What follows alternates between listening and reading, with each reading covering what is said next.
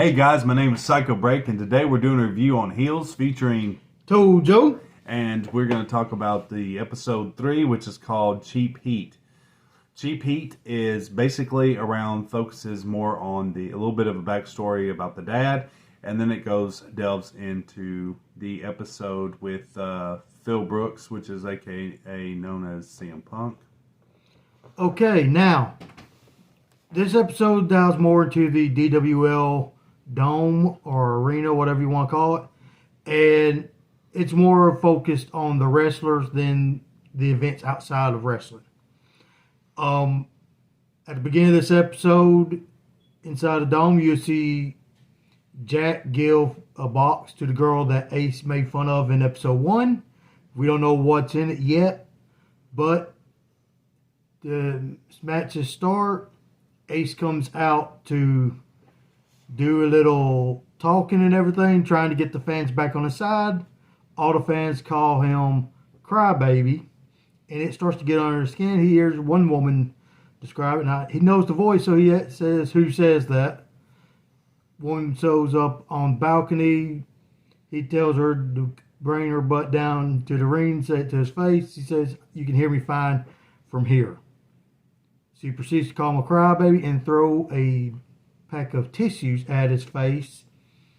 And then the entire arena does the same. And when this happens, he realizes they're not buying it, and he storms out.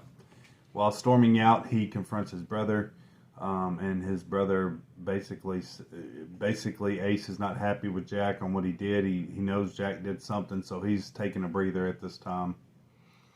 Okay, now Ace is supposed to be in the main event with a newer wrestler named Bobby that came from Texas.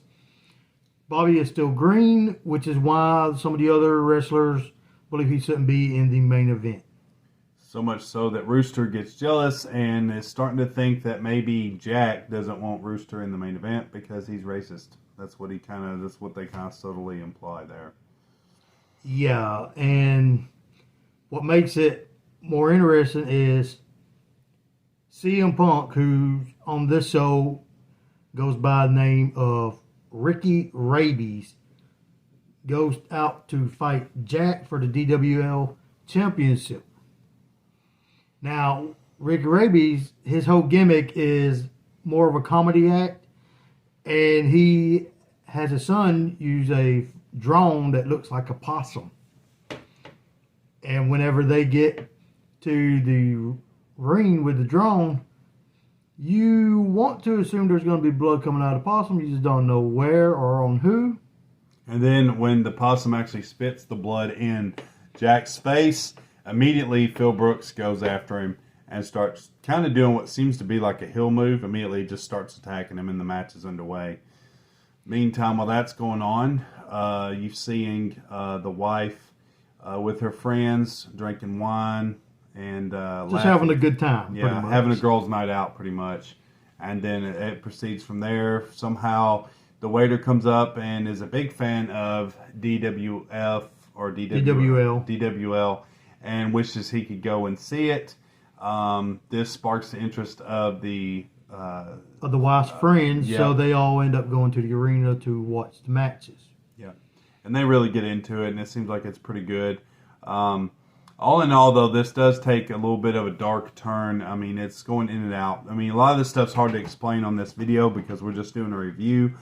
It has potential. I mean, this series, it has potential. However, this first season is going to have to hit a pretty hard notch for Starz to keep this series. And I say that because there was a series that I watched called I'm Dying Up Here, and it was about comedians.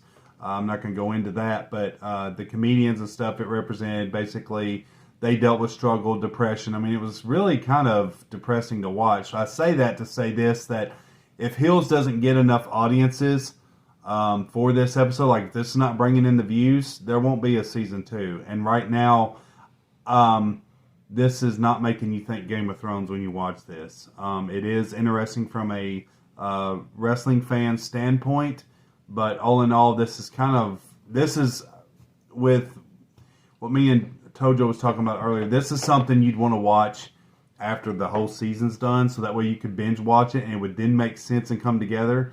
But as of right now, the way they edit it and cut it out like it is, it's like everything's it's On a week-to-week basis, it seems kind of unfinished. yeah. I mean, it feels like you're watching. I mean, which it is, but I mean, anyways. But from a scale of 1 to 5, honestly, on this, after discussing this and stuff, I think I'm going to probably give this a 3.5. Honestly, I would have to say between a 3.5 and a 4 because it does make it interesting with other wrestlers coming in like CM Punk and everything. yeah. So that's the only reason why I say 3.5 to a 4. And CM Punk's acting was great. He didn't overshadow anybody. He didn't overthink. He fit in. Like, honestly, he could fit in as a regular on there if he was a regular person. But you could tell that he was just, it was just a kind of a nod to him and stuff. But, I mean, in all honesty, though, this has potential. However, it kind of just leaves a lot more questions than answers. Oh, yeah.